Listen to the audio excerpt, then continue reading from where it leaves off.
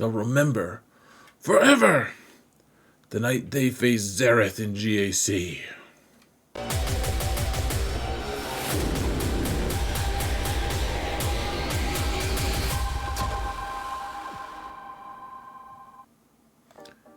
Hello everyone, and welcome to another episode of Xaereth Prevails. We're in the Plan, which is my weekly show talking about all the things that happened in the holotables, around, amongst, about, I almost said Abin, which I have no idea what that means, but, you know, let's just try not to turn all these prepositions into something a little more filthy. So, please, folks, it's time to mount the algorithm.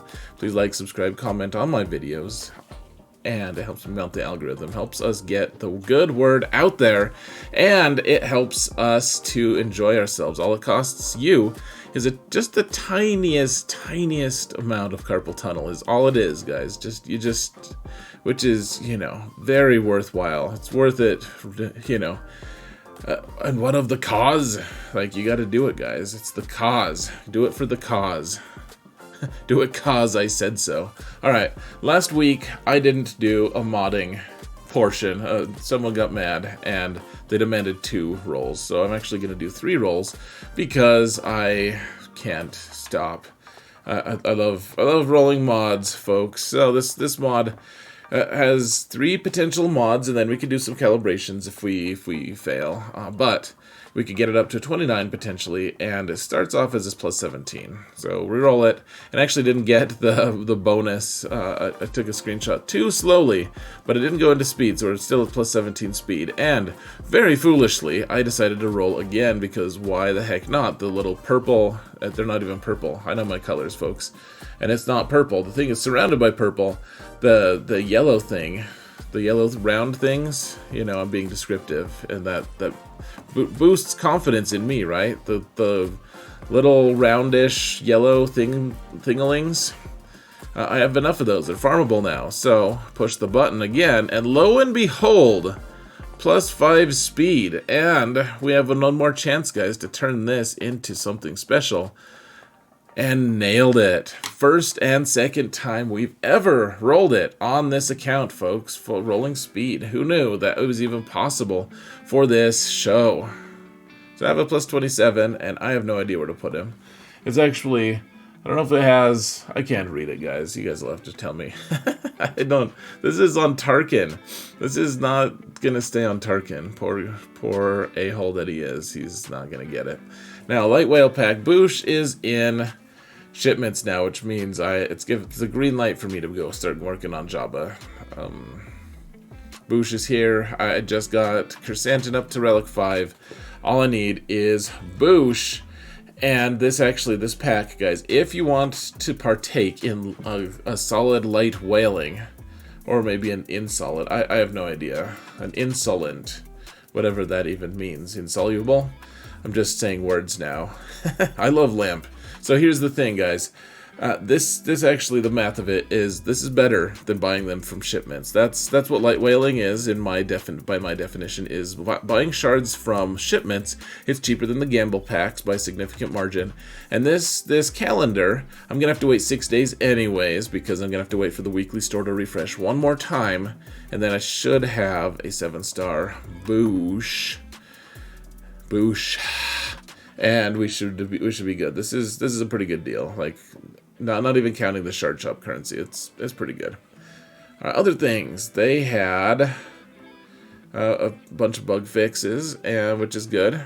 And the Lord Vader Datacron. So I don't know if you knew this. I didn't know it for a little bit, but the mastery increase cron was broken, which was pretty discouraging, because that one was fairly exciting for those of us who like crons, who have Lord Vader, who want to use it, and it was just so disappointing. We're like, why isn't he stronger?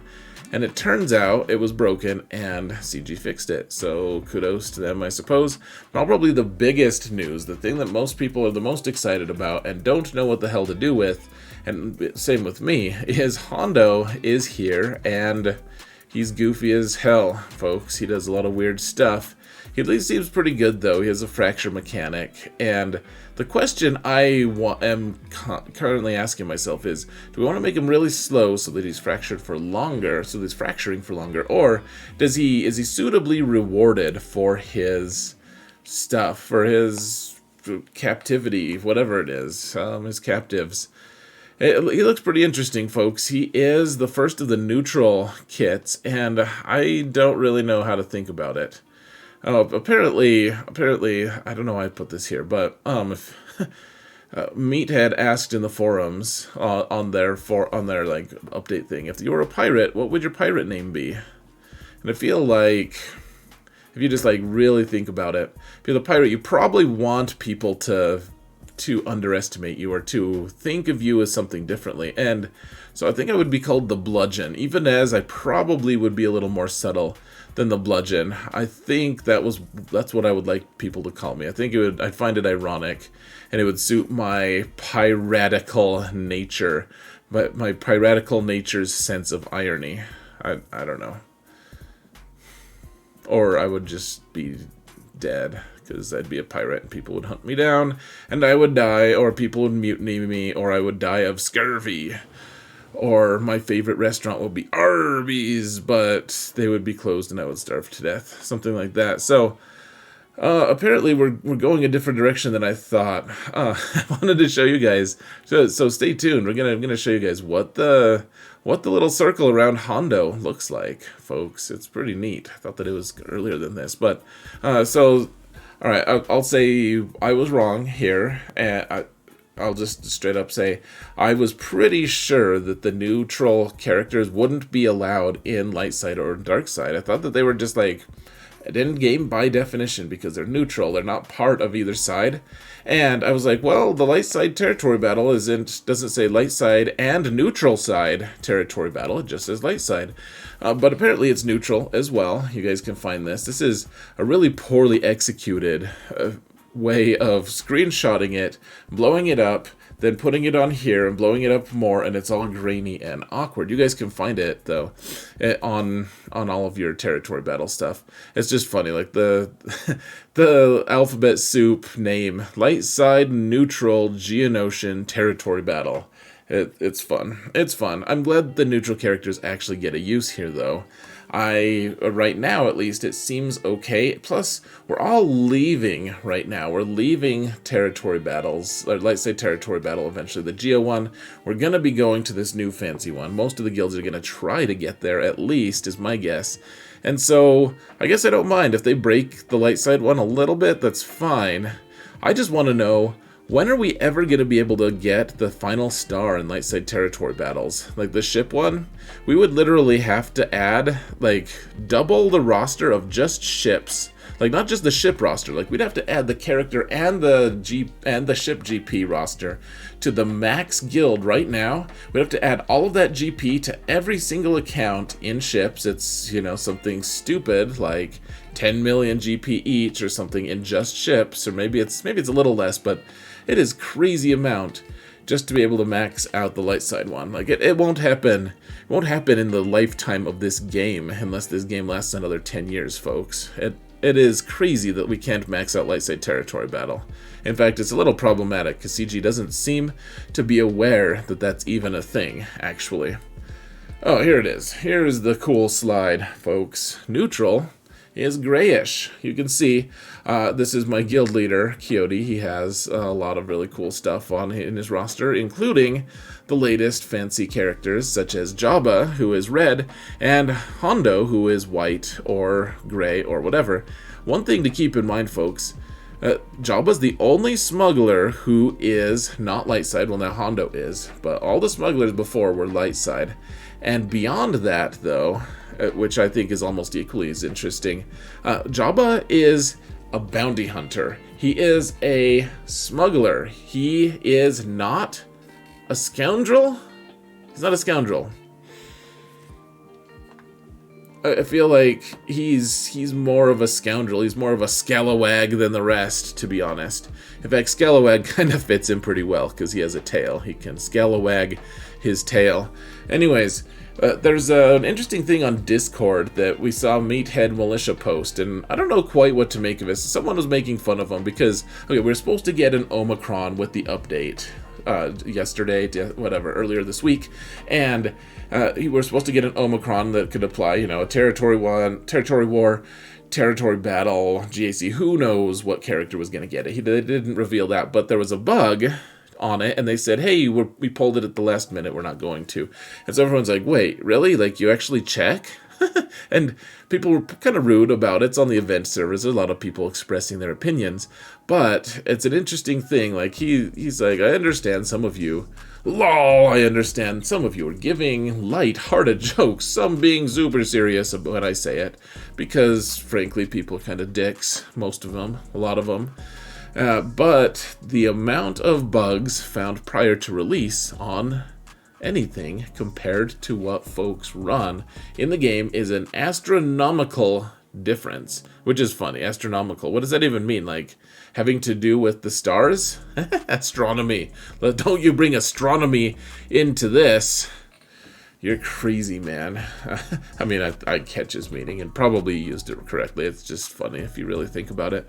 So he says, you probably don't see 93% of the bugs that are found prior to a release, which doesn't sound astronomical to me, to be honest.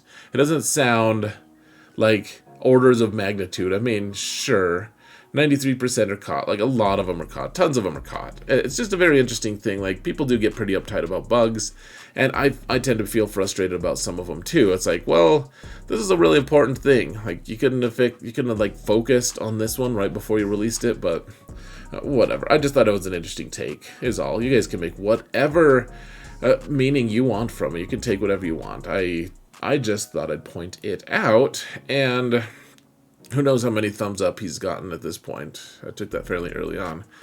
So we've got, obviously, Dr. Height. So, all right. All right, I didn't make a slide for this, but we've got to address this. Okay, so there was this big challenge from CG, from Crumb. It's not a challenge, I'm sorry. Like a big, a game, a quest.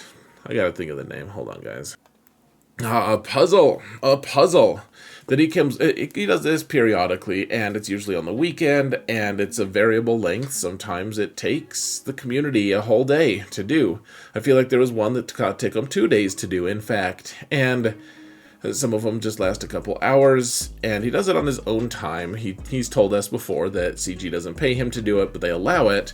So it's a way he can, as the community manager-ish. He's like the head community manager. Like, we still haven't seen the other one, the one that they've hired but apparently hasn't showed up yet. Maybe he has the vid. Who knows, guys? But one way or another, it's like the Star Wars version of COVID, though. Whatever that even means. Maybe Dr. Aphra should help them. Maybe she's helping him now. I don't know. I'm just going with it, guys. Here's the thing. He does this cool thing for the community, and it's way beyond me. I don't know any of the I can't even begin to comprehend how people decode all this stuff, how you would even create a puzzle like this. It's cool, though, to watch people at work. It's like watching people talking in a foreign language, and it's fun. Like, I didn't really have time anyways. I was busy spending time with my family and everything. Anyways, so people are grumbling, though. Sorry, let me back up. The end result, after all the community gets together, thousands of people working together, it's a pretty fun thing. Everyone's hyped up, and we get Hondo as the result, and Dr. Aphra is the big event. It's like Star Killer, and it's fun. And so people are angry, however. People are saying, well, why didn't they make it at a more approachable time? Like, some people couldn't even participate in the puzzle. Some people, like, this is ridiculous. And I mean, people are complaining about the puzzle, and okay, maybe you can tell me in the comments why maybe I don't want to misrepresent people, but it doesn't make a whole lot of sense to me that they would be angry about this. They're like, well, this is on the weekend. Like, people don't have availability on the weekend.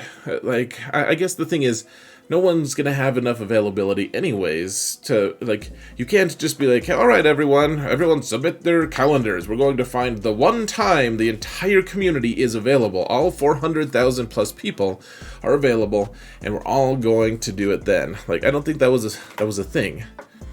So, I don't know. I just think it was cool. Like, the level of excitement and hype that were generated there, I just think far outweighs any negativity of some of the people who had to miss it. I hate that you had to miss it, but frankly, at the end of the day, I mean, hopefully there's another one, and if you like those puzzles so much, hopefully this wasn't like the one source of joy in your whole life, and now it's gone, and you have to feel desolate forever.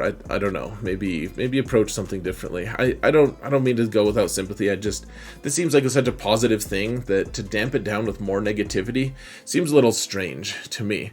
And I also want to say, this Aphra event looks a lot like it's going to be somewhat similar to the Starkiller event, and to me, hasn't been a better event. There's nothing that's equaled or even really rivaled the level of excitement I felt when we were getting the Starkiller unlock. Because, I mean, that at the time when it was released, it was like all these characters that were from the old canon, from decanonized Star Wars. Like, Mara Jade is not part of the current canon, but she is in the game now because she's part of what Star Wars was. And whereas Dr. Aphra doesn't look to be adding more things from the days of yore, it does seem like she's going to be adding some cool, exciting characters, and my guess is that they'll all be neutral. I think the fact that that Hondo had the neutral circle that was gray, it was this color, it makes me think that all of them are going to be neutral, because this infographic doesn't mean anything necessarily that they released, but it is the same color as Hondo's little fringe colors around his face, like his little saint's halo once you get relics. And so I do think that we're going to get smugglers here. Or maybe not all smugglers, sorry, but neutral tags. Dr. Aphra is about as neutral as they come. Probably 3 more neutrals. And so I was thinking, people are saying like, man, we're going to get the murder bots that go with her. She's by the way, for the people who don't know, she's like the Indiana Jones of Star Wars. She's very neutral, very in the middle. Works for Vader, works for Luke. Doesn't matter. She messes with both of them. Doesn't like both of them. Likes both. Whatever. Like, she's all over the place. But people are saying like her droids are like, she has a couple murder bots that are her companions for a while. They're like, well, I think we're gonna get them. And I was thinking about this because I'm like, well, that's not the way the Starkiller event went. Like, part of the joy and allure of Starkiller was the fact that we got Starkiller, and like the other characters to unlock actually just went to other random useful squads. They were like, hey, look, like, we're making ourselves useful all over the place. And maybe Aphra ends up with Hondo. I don't think there's anything in canon that says it, but who knows? Like, that could happen. I wouldn't really care. But if they model the Starkiller method, then the unlock characters won't also be part of her squad. Like, she'll form a squad of other random disparate characters that are kind of like overlooked. Plus, I think the murder bots are dark side anyways. Frankly, like, it's pretty dark. Like, they're like R2-D2 and C-3PO if those two murdered people, if they were literally murder bots. Hence why I'm calling them murder bots. Murder she bought. She wrote about the bots. I don't know. All right, so one thing I want to point out, and I'll try to get the numbers for you. I found a place, and I couldn't understand the data in the time that it took me to actually collate it, or whatever you want to call it. Like, I couldn't make a nice, neat list, but we have almost 30 new characters announced this year, if you count the Aphra event with the 3 unknowns as well. So those 4 characters that aren't in the game but are kind of promised to be in the game. Not to mention the new Conquest character that's going to be coming next month.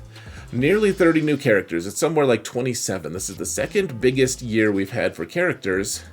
I want to know what you guys think. Do you feel overwhelmed? As I'm a whale-ish, like a really light whale, but I do spend enough money to be considered that.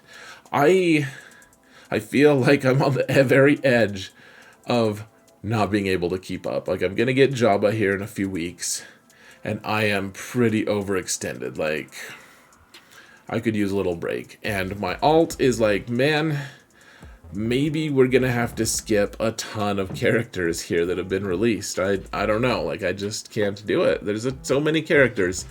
What would you guys think? What do you guys think? I'm curious to hear what your thoughts are. Are there too many? Let me go back for just a sec. I will say, I know that people say that new characters are not content, and I can understand that take on it. I actually do think that new characters are content in a lot of ways because they change the landscape of GAC and territory wars a lot, and territory battles for that matter. And we are getting new content as well. Like, they really did. Like, they had that year of, like, we didn't get anything new for a long time. They're like, yeah, we'll release a character every couple months. And people are like, man, what's happening? Is the game dying? Blah, blah, blah. And they kept saying, like, we're making under the trunk fixes. We're making fixes. We're making fixes. And I'm like, okay, that's cool. That's good. If that actually happens. And it looks like it actually happened, guys. It looks like they did actually fix it so that they can release more content more quickly. We'll do an end of the year kind of overview of the characters that were released, of the new, the fixes, the good, the bad, whatever. I'll do that at some point toward the end of this year. We're not quite there yet, but sometime in December, I'll make some kind of a chart. Probably won't be in the plan, to be honest, but we're going to look at the overview, and I think we'll all be impressed with the output of what CG has done, even as we might find individual frustrations and complaints about what they're doing, because there are problems, as we've discussed a lot on this channel. But this is One Piece, guys. I'm very interested to see what the final numbers look like, especially compared to the previous years. If anyone has an easy to find list, let me know. I would actually be very interested to look at it. Okay, so there's a new Smuggler's Run event. People are frustrated. Smuggler's Run 2, it was mislabeled. They're gonna fix it, and the mislabeling is just that it's Smuggler's Run 2 and not 1. So Jabba is the only way you can do the Smuggler's Run 2. And I guess my only complaint, and we've been going for a little bit, guys, so I'm not going to go in at depth, because I talked about it a lot, frankly, yesterday as well, when we released Create Expectations with Sarah. You guys can go check out that video if you want. But the idea is, so people who have Jabba are getting some really nice rewards here, really nice modding stuff, and people who don't have Jabba obviously just aren't getting them. And the last time something was released like this, it was like the Grand Inquisitor one, where you need Inquisition to be able to get to finish an assault battle. And I don't really mind that they're releasing things for Krakens to be able to get more stuff. I would really love it if they would make some kind of thing that would help new players approach this game in a way that isn't just like, holy crap, I have so much to do, and the only new events and the only way anyone is getting more gear is just if you're a Kraken or whale at the very, very, very, very top of things. Like, new players can't just like go and get Jabba and be able to finish this. It's not really that practical. And so I don't mind these events. I would really like it, though, if new players would have something to help them catch up, because right now it's years and years to catch up. And I mean, that's fine if it takes them a little bit, but man, I just don't want to scare people away to be like, this is too much. This is way too much. Goodbye. People have been asking me what territory battle squads to work on, and I'm probably going to make a whole video about this, actually, just in preparation for the new territory battle. Just real quick, though, I think Jabba, Inquisitors, Bad Batch, Phoenix, and Rogue One are probably going to be the ones to look at, folks. Honestly, I think the Inquisition is the one you should really be looking at, like taking a really hard look at it. And, I mean, I've said this before, even on the other plans. I know that Inquisition doesn't get you much right now. They get you a functional squad. They do some good stuff, actually. They do okay. They're not magic, though. They don't... They're not, like... I mean, they even feel worse than the Bad Batch. I don't think they are. They're right on par with them. And it feels bad because of how much gear you're investing. Like, it's disproportionately ineffective gear-wise compared to other squads, and how much you have to gear the Inquisitors to get them up and running. However, there's some compelling reasons, folks. First off, before we even knew any of these points I was going to say, there's a ton of other reasons, like CG has basically been shouting at the top of their lungs, hey, you're going to need Inquisitors. Now we know we're going to need them in the new territory battle, and we're going to unlock Riva, which is going to make that squad way better, regardless of if she does have a GAC Omicron, which, you know, like if she's like Juhani, in that sense, she might actually make that squad really good, just the way Juhani made Starkiller really good in Territory Wars. Finally, and this isn't a for sure thing, but people I trust, and it's a pretty wide open, like a lot of people know this by now, it's like the worst kept secret sort of idea, is the Grand Inquisitor is potentially going to be getting a ship next Conquest. We'll see if that's actually true, but if that's true, then that's another compelling reason that you think that ship is going to be bad. It's a conquest ship. It's going to be great.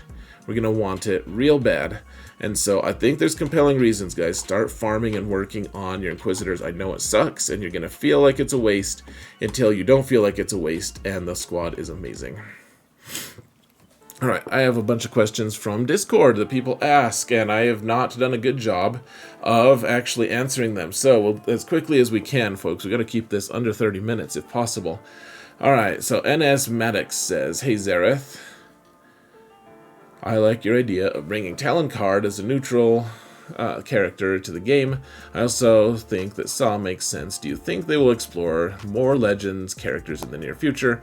I just finished Fate of the Jedi series, and something like Abeloth could be a good raid boss since Luke and the Sith have to fight together, or they could bring the Jedi exile from KOTOR 2 as a neutral character. I think they have to be careful about taking neutral, or not neutral, but about taking canon characters in, because non-canon, because there's less buy-in. Like people are going to buy familiar things. Like people are like, oh my gosh, I would absolutely wail on, you know, Hondo because he's so fun, he's quirky, he's fun.